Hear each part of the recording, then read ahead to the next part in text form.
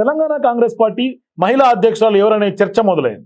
ప్రస్తుతం ఉన్న ప్రెసిడెంట్ తానే కొనసాగేందుకు ప్రయత్నాలు ముమ్మరం చేస్తుంటే కొత్త వాళ్ళు తమ ప్రయత్నాలను కూడా స్పీడప్ చేశారు. నాకు ఏదో ఒక పదవి ఇచ్చాకే కొత్త వాళ్ళను పెట్టాలంటూ పేచీ పడుతోందట ప్రస్తుత ప్రెసిడెంట్. ప్రస్తుతం మహిళా కాంగ్రెస్ అధ్యక్షురాలుగా సునీతారావు పదవీకాలం ముగిసి 5 నెలలైంది. కొత్త ప్రెసిడెంట్ నియామకానికి పార్టీ కూడా కసరత్తు చేస్తోంది. కొత్త చీఫ్ నియమించడానికి పార్టీ చేసిన కసరత్తు స్పీడప్ అయింది. అయితే దీనికి బ్రేకులు వేసే పనిలో ప్రస్తుత అధ్యక్షురాలు సునీతారావు ఉన్నట్లుగా తెలుస్తోంది. దేశంలోనే ఎక్కువ సభ్యత్వం చేశా, పార్టీ కోసం ఎన్నో ఉద్యమాలు చేశాను, 80కి పైగా తనపై కేసులు ఉన్నాయంటూ జాతీయ మహిళా కాంగ్రెస్ అధ్యక్షురాల వద్ద మొరపెట్టుకుంటున్నారట సునీతారావు. కొత్త అధ్యక్షురాల నియామకం చేపడితే మహిళా కాంగ్రెస్ కోసం తాను చేసిన కృషిని పరిగణలో తీసుకొని నామినేటెడ్ పోస్ట్ ఇవ్వాలని ఒత్తిడి పెంచుతున్నారట. ఇటు పార్టీ అటు ప్రభుత్వంలో ఉన్న పెద్దల ముందు డిమాండ్ కూడా పెడుతున్నారట. అయితే గత అసెంబ్లీ ఎన్నికల్లో గోషామాల్ నియోజకవర్గం నుంచి సునీతారావు పోటీ చేసి ఓడిపోయారు.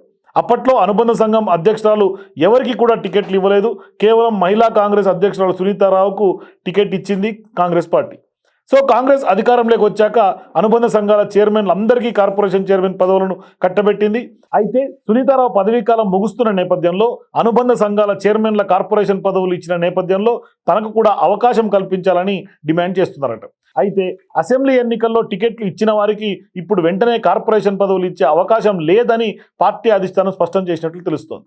ఈ నేపథ్యంలో సునీతారావు కొంత నారాజులో ఉన్నట్లుగా తెలుస్తోంది. ప్రస్తుతం అధ్యక్షురాలుగా ఉన్న సునీతారావును మార్చాల్సి వస్తే బీసీ సామాజిక వర్గానికి అవకాశం ఇవ్వాలని పార్టీ ఆలోచనగా కనపడుతోంది. ఏఐసీసీ కూడా బీసీ సామాజిక వర్గానికి చెందిన మహిళని అధ్యక్షురాలుగా పెట్టాలని నిర్ణయం తీసుకున్నట్లుగా తెలుస్తోంది. హైకమాండ్ మరో సామాజిక వర్గానికి చెందిన మహిళా నాయకురాల పేరు కూడా పరిశీలిస్తోందట.